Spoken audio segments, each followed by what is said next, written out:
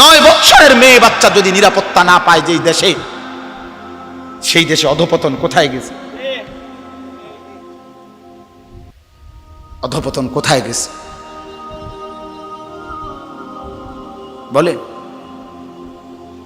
অসহায় কোন ইমাম মুয়াজ্জিনকে কোনোভাবেই কোন জালেম শেষ পর্যন্ত কোনোভাবেই কোন ইমাম মুয়াজ্জিনকে বেইজ্জতি তো করতে পারবে না। ঘটনার পিছনের সত্যতা আজ কিংবা কাল বের হবেই। এটাই সত্য, এটাই নিশ্চিত, এটাই নিশ্চিত, এটাই নিশ্চিত। আমরা জানি তো সব, বুঝি তো সব। কোন আলেমে দ্বীনকে বেইজ্জতি করার পরিণতি এই পৃথিবীতে কখনোই কারোর জন্য ভালো হয় নাই, কেউ ভালো হয়। আমরা কিতাবে পড়ছি আলেমে দ্বীনের রক্ত বিষের মতো, বিষ লাগলে যেমন মরে যায়, কোন আলেমে দ্বীনের রক্তের সাথে কারো বেইজ্জতি করলে আল্লাহ তাআলা তার ধ্বংস করে দেয়, বরবাদ করে দেয়, বরবাদ হয়ে যায়। এটা অকাট্য সত্য। এজন্য নওজোয়ান, আমি তোমারে মনে করাই দিলাম, তুমি চরিত্রহীন হইয়া তুমি মনে করো কেউ দেখে নাই, কেউ জানে নাই, তোমার সমাজ তুমি নষ্ট করে দিচ্ছ, তোমার আগামীর ভবিষ্যৎ তুমি বরবাদ করে দিচ্ছ। সেদিন কষ্ট পাইবা যেদিন দেখবা তোমার বোন, তোমার স্ত্রী, তোমার কন্যা আখলাক আর চরিত্র সুন্দর নাই, সেদিন ঠিকই কষ্ট পাবে। আয-যিনা কারজুন, আল্লাহর কসম, আমি কিতাবে পড়ছি, ইমাম শাফিঈ রাহমাতুল্লাহি আলাইহি বলছেন, কিশোর নওজোয়ান শোনো ভাইয়া, এই মুরব্বীদেরকে সামনে রেখে তোম করে বলি আমি, ইমাম শাফিঈ রাহমাতুল্লাহি আলাইহি বলছে, জিনা ব্যভিচার, নারীর সাথে অবৈধ সম্পর্ক, খোদার কসম উনি বলছে, কারজুন, এটা একটা ঋণ, করজ, ঋণ আদায় করতে হয়, ঋণ সুদ দিতে হয়নি, কথা বলে না, ঋণ সুদ করতে হয়নি, কর্জ নিলে, ঋণ নিলে এটা সুদ করতে হয়নি, কথা বলে না। সুদ করা কি সুন্নত না বাধ্যতামূলক? এই ঠিক ইমাম শাফিঈ রাহমাতুল্লাহ বলছে, জিনা ব্যভিচার, নারীর সাথে অসভ্যতা, অশ্লীলতা, বেহায়াপনা, উনি বলছেন এটা করজ, এটা ঋণ। উনি বলেন, হে যুবক, আল্লাহর কসম এটা কিতাব, শোধ দিতে হবে দোস্ত, জিমু আনফুসাকুম, ঈমানদার মুমিন নিজেকে মজবুত ভাবে ধরো। ইয়া আইয়ুহাল্লাযীনা আমানু কু আনফুসাকুম ওয়া আহলিকুম নারা, আল্লাহ বলছে, হে ঈমানদার, নিজেকে জাহান্নামের আগুন থেকে বাঁচাও এবং পরিবারের সদস্যদেরকে জাহান্নামের আগুন থেকে বাঁচাও। দেখেন, আল্লাহ আলাদা করে বলছে, পরিবারের সদস্যদেরকে জাহান্নামের আগুন থেকে বাঁচাও, সেটাও বলছে, আবার আলাদা বলছে নিজেকে জাহান্নামের আগুন থেকে বাঁচাও, কু আনফুসাকুম, আগে এটা বলছে। অর্থ কি? অর্থ হইল, জীবন চলার পথে যদি কখনো এমন হয় যে স্ত্রী সন্তানও আর আল্লাহকে মানে না, নামাজ পড়ে না, সেজদা দেয় না, হাজার চেষ্টার পরেও, হাজার বলার পরেও ঘরের মানুষগুলো আর আল্লাহ খোদা আখেরাত মানে না, আল্লাহ বলতে চাচ্ছে বান্দা, তখনও মুমিন তুমি নিজের একা হলেও নিজের জাহান্নামের আগুন থেকে বাঁচাও, একা হলেও জাহান্নাম থেকে বাঁচতে হবে, একা হলেও, একাই যুদ্ধ করতে হবে। এই কাজেই নিজেকে ভুলে যাওয়ার কোনো সুযোগ নেই। হাদিসের মধ্যে আছে, ওই ভাই তোমরা এই অটো থেকে নামো, নামো মিয়া, এত এত জমিদারি স্টাইলে ওয়াজ শুনে না,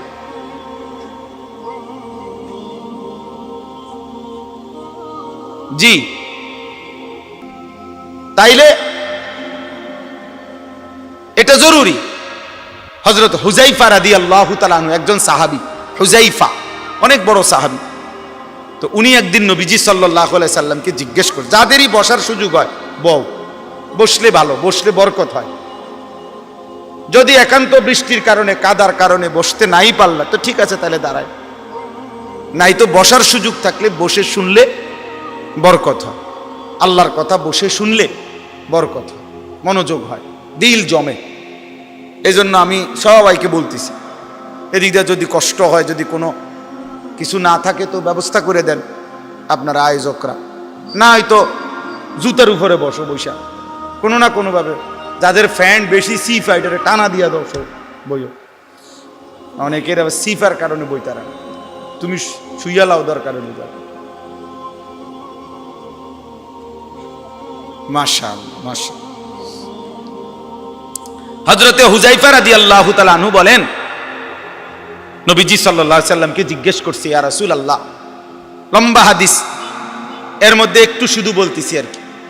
তিনি বলেন যে, ইয়া রাসূলুল্লাহ, আমি যদি জীবন চলার পথে কখনো এমন হয় যে আমি আল্লাহর দ্বীনের উপরে চলতে গিয়ে আমার সাথে আর কেউরে পেলাম না, সবাই আল্লাহর নাফরমানিতে লিপ্ত,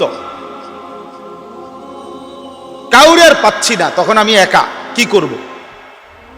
তখন হাদিসে আছে নবী সাল্লাল্লাহু আলাইহি ওয়াসাল্লাম বলছেন, ফাতাজিলিল ফিরাকা কুল্লাহা, ঠিক আছে তাহলে সব দল সব মত ছেড়ে দাও, তুমি একাই, নবীজি বলছে গাছের, ওয়ালাউ আন তাআদ্দা বিআসলি শাজারাতিন, গাছের শিকড়, গাছের গোড়ালি কামড়াইয়া দইরা তুমি তোমার দ্বীনের উপরে একাই মজবুত থাকো।